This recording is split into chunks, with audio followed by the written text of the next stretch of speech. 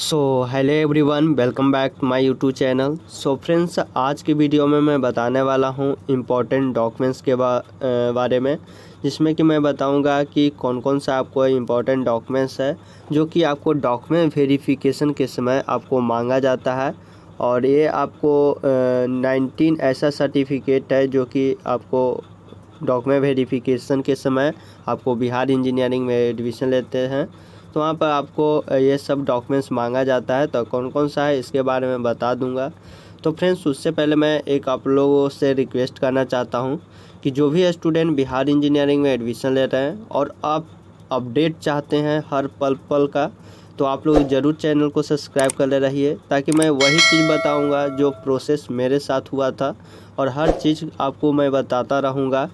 तो आप लोग यदि इस चैनल पर पहली बार आएँ तो प्लीज़ चैनल को सब्सक्राइब कर लें और बेल आइकन घंटी ज़रूर दबाइए, क्योंकि आपको सबसे पहले नोटिफिकेशन मिल जाएगा। और यूजीसी का जैसे ही एप्लीकेशन आता है आपको मैं इंफॉर्मेशन दे दूंगा। और आप लोग ग्रुप में अभी तक नहीं जुड़े हैं तो आप लोगों को डिस्क्रिप्शन में लिंक दिया हुआ है, टेलीग्राम का है, व्हाट्सएप ग्रुप का है, तो वहाँ से आप लोग ज्वाइन हो जाइए।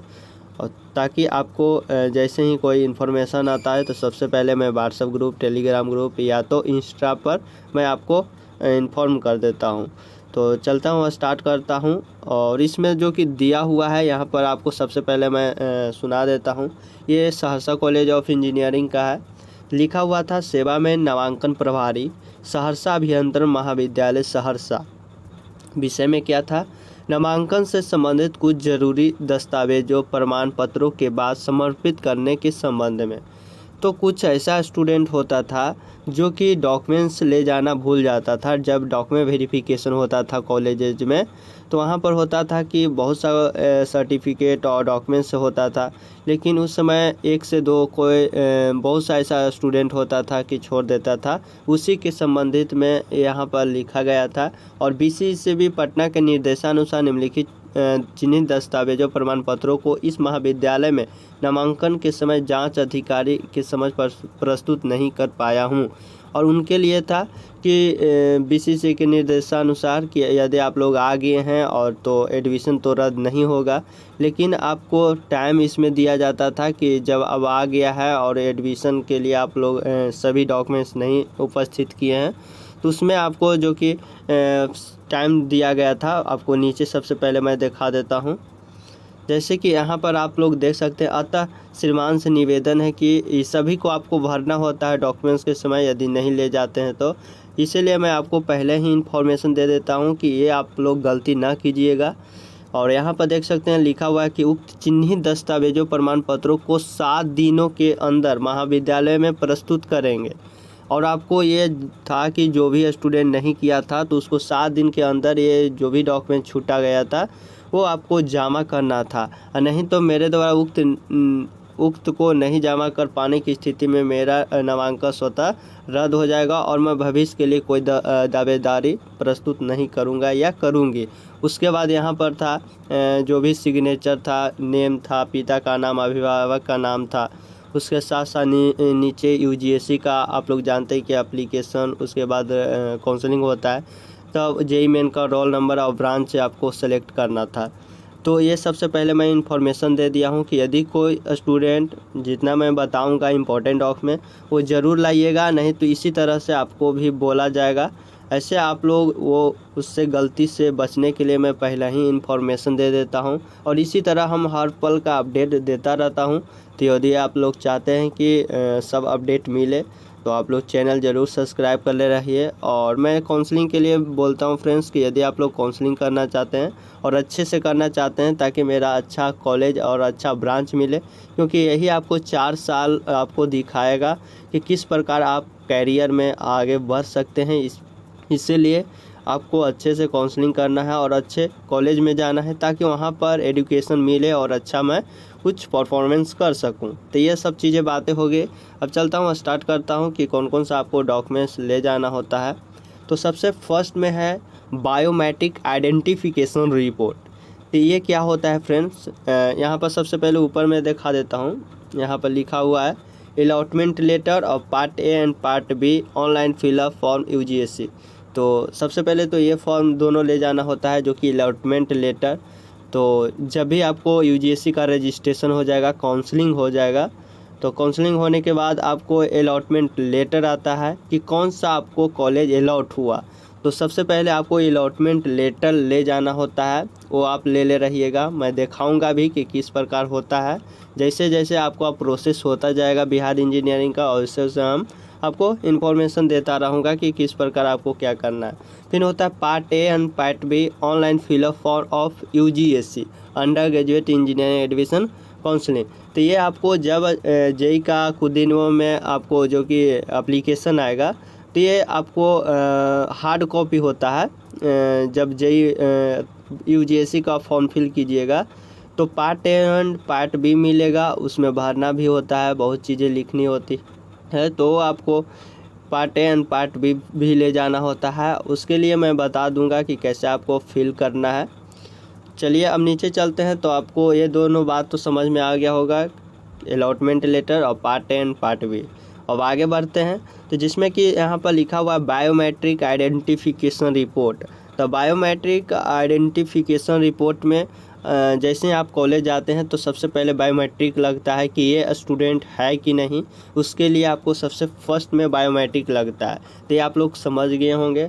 सेकेंड में है चेक स्लिप। एक चेक स्लिप आपको ऑफिशियली बीसीसी के साइट पर मिल जाता है, तो चेक स्लिप भी बता दूंगा कि किस प्रकार होता है। जैसे जैसे आपका एडमिशन प्रोसेस होता रहेगा तो इन्फॉर्मेशन देता रहूँगा कि किस प्रकार आपको भरना है, वहाँ ले जाना होता है ये चीज़। तो आप लोग ज़रूरी इस वीडियो को देखते रहिए। और साथ साथ मेरा जितना भी वीडियो आता है ये मेरा बिहार इंजीनियरिंग से ही है, क्योंकि मैं भी एक बिहार इंजीनियरिंग का स्टूडेंट हूँ।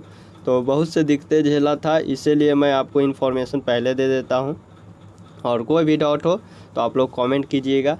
थर्ड नंबर का जो कि डॉक्यूमेंट्स है मेडिकल सर्टिफिकेट, ये लगता है। तो मेडिकल सर्टिफिकेट अपने सदर हॉस्पिटल होगा वहाँ से बनाना होता है। तो अभी मत बनाइएगा, जब वहाँ पर ये आपको छोड़ सकते हैं मेडिकल सर्टिफिकेट, क्योंकि कॉलेज का एक कॉलेज से ही एक क्या बोलते हैं उसको दिया जाता है, एक उसका रिपोर्ट टाइप का रहता है। जिस भी कॉलेज में आपको एडमिशन हुआ होगा उस या तो अलॉटमेंट हुआ होगा वहाँ का रिपोर्ट देता है, उसी तरह बनाना होता है। तो ये छोड़ दीजिएगा मेडिकल सर्टिफिकेट और एंटी रैगिंग डिक्लेरेशन। ये दोनों आपको ऑफिशियली जिस भी कॉलेज में अलॉट होगा उसी कॉलेज का आपको होना चाहिए। तो ये दोनों छोड़कर उसके बाद date of birth, matric, 10th marksheet ये आपको ले जाना होगा। 10th का मार्कशीट हो गया, 10th का ओरिजिनल मार्कशीट हो गया। उसके बाद ओरिजिनल आपको जो कि 3 साल के बाद मिलता है वो वाला होना चाहिए। उसके बाद मार्कशीट 12th आईएससी डिप्लोमा, यदि 12th किए हैं तो वो दीजिए, यदि डिप्लोमा करके आए हैं तो उसका मार्कशीट होना चाहिए। फिर उसके बाद पासिंग सर्टिफिकेट होना चाहिए, ओरिजिनल 3 साल के बाद जो मिलता है। और बहुत से स्टूडेंट बोलेंगे कि भैया कि अभी तो पासिंग सर्टिफिकेट ओरिजिनल सर्टिफिकेट नहीं मिला है, 3 साल के बाद मिलता है। तो उसके लिए प्रोविजनल सर्टिफिकेट मिला होगा, वही आपको लाना होगा। उसके बाद जो डिप्लोमा किए होंगे तो डिप्लोमा का ओरिजिनल सर्टिफिकेट या तो प्रोविजनल साथ में मिलता है, वो लेना होगा। उसके बाद गैप ईयर एफिडेविट, यदि आप लोग गैपिंग है 1-2 साल बीच में कुछ नहीं किए हैं तो एक आपको कोर्ट से गैप ईयर एफिडेविट बनाना होता है और उसमें आपको ले जाना होता है। तो ये पहले से ही आपको ले जाना होगा, क्योंकि आप गैप किए होंगे तो आपको पता होगा। उसके बाद एडमिट कार्ड ऑफ जेई में, आप जेई मेन का एग्ज़ाम दिए होंगे तो उससे पहले आपको एडमिट कार्ड मिला होगा, तो आपको एडमिट कार्ड ले जाना होगा। उसके बाद हो गया rank card of JEE Main, और सेकेंड में आपको रिजल्ट आया होगा जेई मेन का तो रैंक होगा, तो इसीलिए रैंक कार्ड मांगा जाता है। तो ये सब बहुत ज़रूरी है और ये सब ले जाना होगा, नहीं तो वहाँ पर बहुत दिक्कतें झेलना होगा। और पहले आपको बता देता हूँ, इस सब जितना भी बताऊँगा डॉक्यूमेंट सभी का आप जीरोक्स ज़रूर करा लीजिए, 1 से 2-3, ताकि आपको गलती भी होता है तो आपको सुधारने का वहाँ पर चांसेस बनता है, क्योंकि हर जगह आपको जीरोक्स की सुविधा नहीं रहता भी है तो नहीं वहाँ पर मिलता है। इसीलिए पहले आपको इन्फॉर्मेशन दे देता हूँ ताकि ये सब गलती मत करना। उसके बाद है रेसिडेंस सर्टिफिकेट, तो आप निवास सर्टिफिकेट यानी कि आप रखिएगा। और इनकम और कास्ट, ये तीनों आपको पहले ही बनाना होता है एडमिशन से पहले, क्योंकि इसमें आपको टाइम लगता है। निवास हो गया, इनकम आय हो गया, उसके बाद कास्ट सर्टिफिकेट यानी जातीय आवासीय, तो तीनों आपको बनाना होता है। तो ये आपको 1 मंथ पहले ही आप बना के रख ले। इनकम आपको 10 लाख लेस देन होना चाहिए। उसके बाद देख सकते हैं CLC HLC TC of the institute last attendant, तो जहाँ से आप इंस्टीट्यूट से किए होंगे तो वहाँ का आपको TC होना चाहिए या CLC होना चाहिए, और ये ज़रूर लाइएगा। उसके बाद है करैक्टर सर्टिफिकेट आपको मिला होगा, लास्ट जहाँ से 12th किए होंगे वहाँ का आपको करैक्टर सर्टिफिकेट आपको मिला होगा। उसके बाद आपको कैश ऑफ RS 2500 यहाँ पर लिखा हुआ है, लेकिन आपको 2500 से लेके 3000 के अप्रॉक्स आपको एडमिशन में आपको लिया जाता है। हमारे टाइम पर 2500 रुपीज़ लगा था, बट आप लोगों का 3000 से ऊपर ही लगेगा एडमिशन फ़ी। उसके बाद माइग्रेशन सर्टिफिकेट है, यहाँ पर आपको माइग्रेशन सर्टिफिकेट भी लगेगा। तो ये आपको मैंने 19, 20, 21 जो कि इम्पोर्टेंट डॉक्यूमेंट्स बताया, और ये सब आपको ले जाना होगा। और जैसे जैसे एडमिशन का प्रोसेस होगा मैं आपको इन्फॉर्मेशन करता रहूँगा, अपडेट आता है तो मैं बताता रहूँगा। तो आप लोग प्लीज़ चैनल को सब्सक्राइब कर दीजिए और वीडियो को लाइक ज़रूर कर दीजिए, ताकि जो भी इन्फॉर्मेशन रहे तो आपको सबसे पहले मिलता रहे। तो आप लोगों को फ्रेंड्स समझ में आ गया होगा, तो चलते हैं। Thank you so much friends.